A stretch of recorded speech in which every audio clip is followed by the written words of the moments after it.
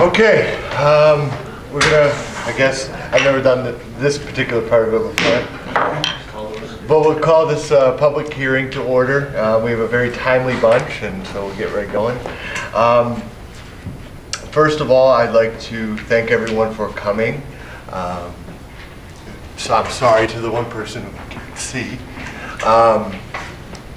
But I think everyone in this room probably shares the same concerns, and especially after some of the things that have happened in the county. And I remember when I first took office, this was certainly something that was animal cruelty and issues related to breeding in the county was something that was thrust into the spotlight by some pretty tough situations. I think that all of us can admit are things we want to try to prevent in this county.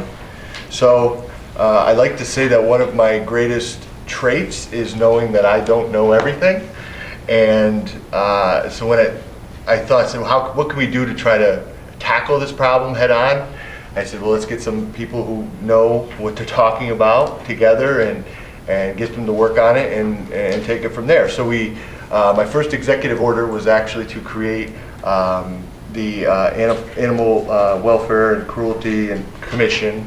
I probably botched that name, but the point is still there, and to take a look at it. And they did that over the course of this year, and then presented the legislature with the law that we're here tonight to discuss. It was passed. I know there are some concerns. I have some concerns myself. I want to take a very objective approach to this. My biggest concerns, and I've been very honest with Martin about this, is the implementation and the enforcement, and does this law do what the intent was? And this is the first public hearing that we've had more than one person at this year. So It's the first public hearing I've heard about it. well, no, on this, for this issue, this is the first public hearing. No, we've had other public hearings for other issues that people were much less excited about, and nobody, so I guess my point is that I am grateful that there are people here tonight so we can get some feedback, because this is a very comprehensive, and it proposes to do some big things in here. And before we move forward and before I either give my seal of approval, make suggestions for changes or any of that, I think it's fantastic that we're going to be able to get this input tonight. So that's really where we are. We have a number of legislators here. We have Legislator Kelly, who is our Chair of Budget and Finance. We have Legislator Diamond, Legislator Pertel, and Legislator White is somewhere hanging around in the back. At this point, I don't know if you guys wanted to say anything briefly, but I certainly open up the floor to you guys if you'd like. If not, that's fine as well. Good? Just like to hear what everybody has to say so we can make educated decisions. Good. All right. I'm sorry, yes. I just want to say I'm really excited. I think this is a wonderful beginning. Nice job. Great. Well, what we're going to do, this is the way we're going to structure things. Those who would like to speak will step up to the middle of the arena, I guess, so to speak. If you could state your name, your address, you'll be given 3 minutes. At 1 minute, I'll give you a little motion if you get to that point. And I do want to let everyone know that we are being recorded. So we try to put these online for everybody to see. So we got the camera up there. So other than that, really, it's not a night for me to talk. This is a night for us to listen. So I'm going to keep my mouth shut and take it from there, and we can go right into it. So I think we can do it by volunteers as far as who would like to go first, and we'll go through, and then once we've completed the public comment period, we'll adjourn the public hearing, but I will stay here and make myself available. If anyone would like to have more of an informal discussion, I'd be happy to do that as well. So who would like to go first? All right. Come on. And if you don't want to come up here and you just want to stand there, that's fine as well. But again, name and address. Mike Douglas, Town of Florida, Route 161. I had a couple concerns about the law in general. It seems a little overkill. maybe a lot of overkill. But the one thing I wanted to bring up was the $5, apparently there's a $5 fee that's going to be tacked onto dog licenses for each dog every year. And it seems to me that's discriminatory against dog owners. Why do dog owners only have to pay for implementation of this new law? I'm assuming that's what that $5 is for. It's going toward being used to enforce this law, used to implement this law and carry it out. So why are just dog owners being told they have to pay $5? I'm not talking about breeders or sellers. I'm talking about dog owners like me. I have 2 dogs. I mean, what benefit do dog owners like me get out of that $5 that non-dog owners don't get? So it just seems like that's really unfair. And that's something that I know I've discussed with Martin as well, and certainly taking into consideration. So other than the fee, that's your primary Well, there were some other concern? things in the, I downloaded a copy of the law off the internet, and assuming that that's the current revision of it, there are some things that are pretty confusing in there, especially when it comes to descriptions of breeders versus sellers, and the whole part about being less than 8 dogs, you're not technically a seller. In one area, you're not even a breeder. And how do you determine? The one thing that struck me about that, I mean, I'm not a breeder, but it just kind of struck me that if you're going to sell dogs, on a small scale, like a small scale breeder, you have a dog that's pregnant, okay, and you're going to advertise to sell puppies, but you don't actually have any puppies yet. You don't know how many puppies you're going to have. How does that tie in with the timing and the requirements for a permit for more than 8 dogs? It can get pretty confusing. You know what I'm saying? Just a comment on that. Yep. Okay. And just so everyone knows, the format is not necessarily going to be a back and forth. I mean, I'll try to answer what I can, but we're going to take back concerns, questions, and do our due diligence. Talk to the committee. I got a meeting coming up with the district attorney. Talk to him about enforcement and some of those other things. So I'm definitely not going to have all the answers tonight, but at least we can get that information from you. So yeah, and we do have some extra copies of the law if anybody wants to take them. Who's next?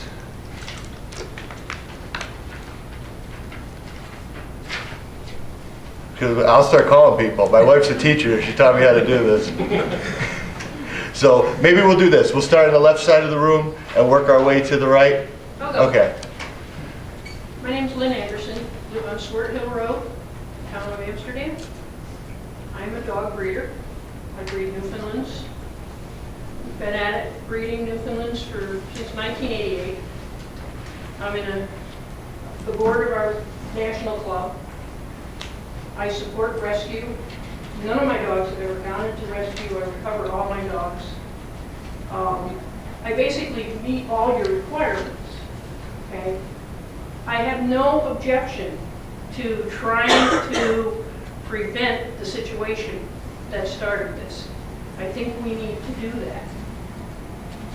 But I think you also have to include the fact that there are responsible breeders out there, and you need to support us.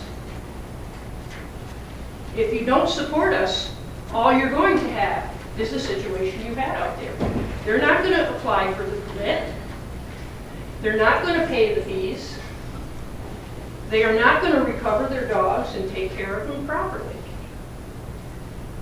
And you're going to drive us out of the business. My husband and I are retired. We have a limited income. We do not make money breeding dogs. You're putting fees on us that 2% of what we get for them, and we're already losing money. So responsible breeders, I think, are going to be hurt by this. The other issue I have is that you have not, to my knowledge, included any responsible breeders on your commission. I don't see them listed as anybody you're going to have on your committees. So you're missing a big component, because trust me, we don't like these bad breeders either. They go out there and they advertise and they sell poor puppies to the wrong people all the time, and we're fighting that. and you're helping them by getting rid of us or hurting us. Okay, so I think you need to really think about that. At first I was also a little confused. There's a lot of requirements there. There's going to be a lot of knowledge you're going to have to pass on to whoever is going to be able to make those decisions for you. So I'm also concerned about how you write that so that there isn't a lot of gray area and somebody has, you know, free reign to say, oh, this is bad and that's good. It needs to be more black and white. You can't have gray areas. And I think you're going to have difficulty financing your enforcement. You're going to hire inspectors and things like that. Again, the $5 fee will help that, but I don't know that that's fair to every dog owner. I think you also have to consider the fact that a lot of the dogs that get into rescue are not from any breeder. They're from somebody who had gotten a dog intact, didn't neuter it, and had puppies, and they end up in our shelters. So we need to do something there as well to help support those people and make sure the conditions those dogs are living in are correct. Not just breeders, but all dogs. Would you mind, a quick question for myself? You say that that we need to support the responsible breeders. Could you or just expand on that a little bit? What would that actually? What does that mean? Responsible breeders are breeders who sell their dogs. They, first of all, we do all... No, I get that. I mean, what is it that we could do to better support the breeders that are doing the right thing? Well, for one thing, making sure that the fees and everything aren't taking away from us. You know, I mean, why do you need 2% of our sales? We're already losing money. Okay. We also are an economic force in this county. If I leave this county, your county feed guy and the vets are going to lose a good portion of their income. Mm-hmm. Most of my life, most of my money goes to the dogs. All right? Literally and figuratively. So that's what I say by Gotcha. supporting us. Gotcha. Because sometimes we feel like you're against us. Okay. And trust me, we're not against you. We don't want irresponsible breeding. We do not want dogs in situations that are not good for them. We work very hard to make sure none of our puppies end up in those situations. We screen our owners very carefully, and we've committed ourselves to the breed and to the sport in many ways. And I just think that, you know, that's what I mean by, Gotcha. you know, and including, being more inclusive of the breeders who are concerned and responsible. So let us have a voice as well. I have a question. So you raise these Newfoundlands just for the pleasure of Absolutely. raising them, not for the monetary Well, gain? no, I love the breed. If I did it for the money, I would have been out of it 20 years ago. I wonder how common that That is. is very common. So let me just, because we can get into more informal conversations after, but I want to stick to the structure. So then once we get through everybody, we can do that after. But we'll continue to go in the back corner. Yes. Sue Schultz, Ingersoll Road, Oakville. The reason, if I may, and it might not be the only reason, to explain why she says that will make us lose money, and I don't breed often at all. When responsible breeders breed, we say we're losing money because before we even breed, we do all the health testing, which costs hundreds, if not thousands of dollars. We also do testing to make sure that the females are ready to be bred so that there's no undue stress on the animals. We also, which costs a lot of money to do, we also do a lot of health things when the puppies are being whelped. A lot of times if you're a breeder who have been in it, you have a lot of heartache as well as joy. We make sure that the animals, if there's an emergency C-section that needs to be done, that they're immediately brought in timely fashion so that nobody suffers, so that we don't have a worse loss than money. When the puppies are born and on their feet, we go to the vets and we make sure that they're healthy. There's well visits that they go before they go to their owners The breeders that we're talking about, of why we all are here, do not do any of that. So if you tax on more money to that, that is why I believe that you're saying that there would be a loss, more of a loss of financial. So we absolutely invest our hearts, our money, our souls, and the fees that we get from puppy sales don't cover at all what we do, so. Thank you. Okay. My name is Jen Harmon, Reynolds Lane, Fonda. I am also a dog breeder. I have Labradors. And I just wanted to kind of touch upon what they started to bring up regarding the financial aspect of breeding.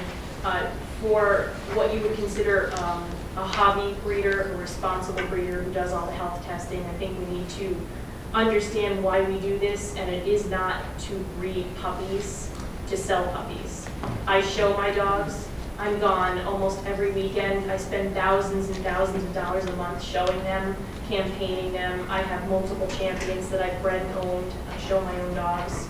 That is my hobby, not making puppies. If this law does pass in this county, it will probably prohibit me from continuing to do that. When I do breed a litter, it's to keep puppies for myself, for my future in the show ring. Whatever I don't keep that's pet quality, I screen homes and place those dogs into those homes. The money that I get for my puppies goes back into my hobby, whether it be the health screening, the dog shows, buying the van to transport the dogs to the dog shows, the vet visits, all of that stuff. I have a full-time job. I work in Schenectady every single day to pay for my dogs. It is not my business. I don't qualify to have to be licensed as a pet dealer through the state, the ag department, but I would probably have to be licensed through your program because I may sell more than 8 dogs in a year. I don't sell more than 25, and that's the ag department's requirement. So this probably is going to cause us to move. And we have a big horse farm. We pay high taxes in this town. And if we go, that will be gone too. Thank you. Yes, ma'am? Hi, I'm Sue Anderson, and I live on Denny Road, actually in Mayfield.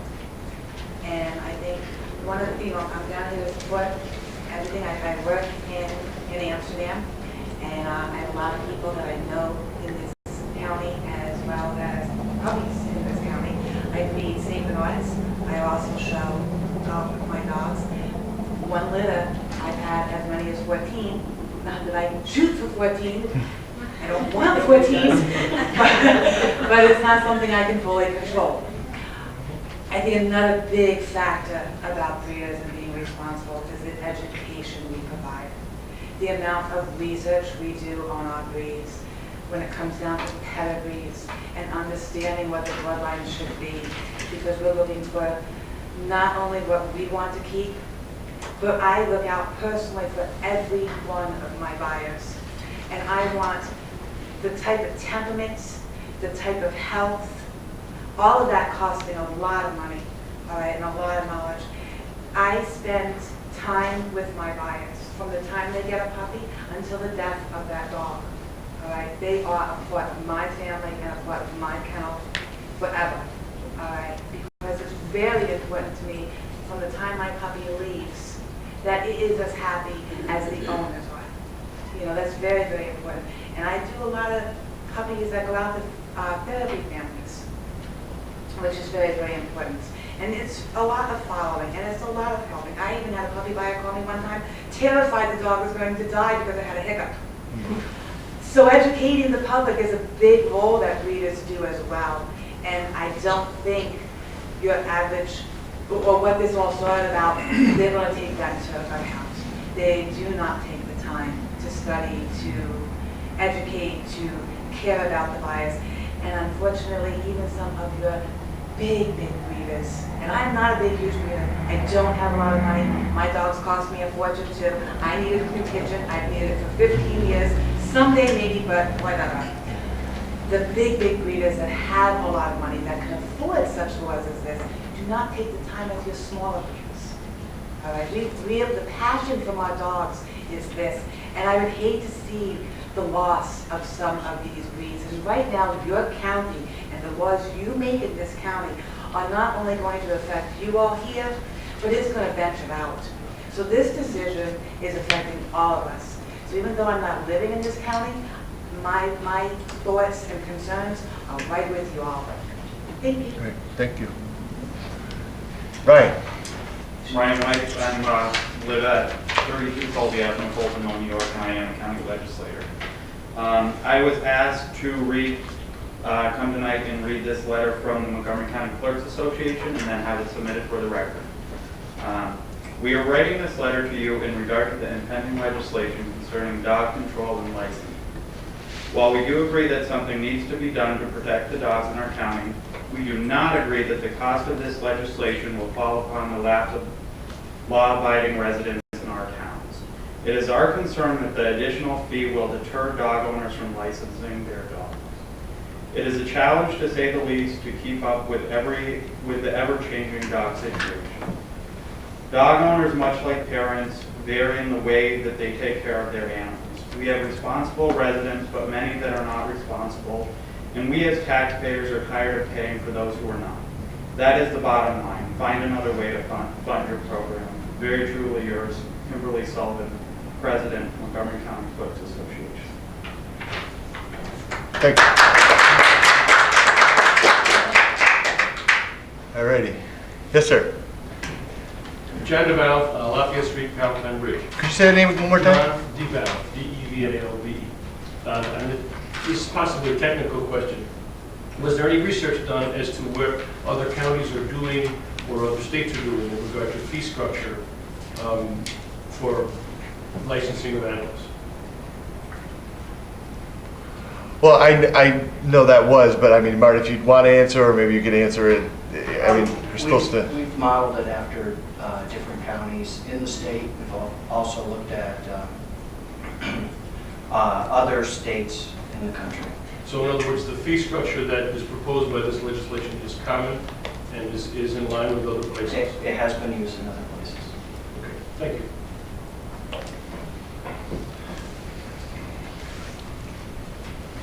Okay, we'll keep moving unless anybody from this side, no? Yes, sir. My name is Tim Riley. I live at 238 Dillenbeck Road, Holtville, New York, town of Glen. Thank you for the opportunity to speak with you this evening. This is a very emotional and can be bring the situation right to our own front door and now into our town.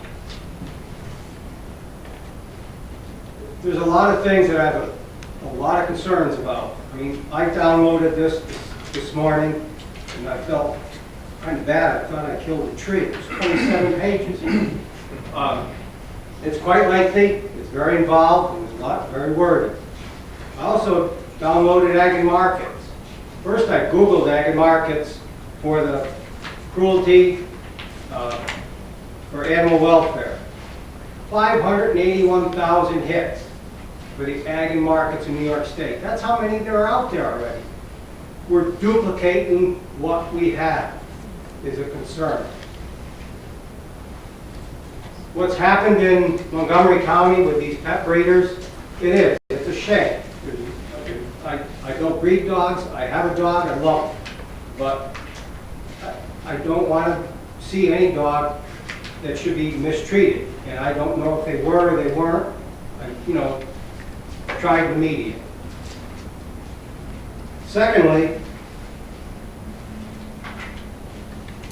is that legislation, its intention is absolutely terrific. But the county is comprised of all these towns. The towns have dog wardens. We pay our licenses to get our dog licensed at the town level. Now we've got to pay another $5 to fund this program. And I still believe that if we go back to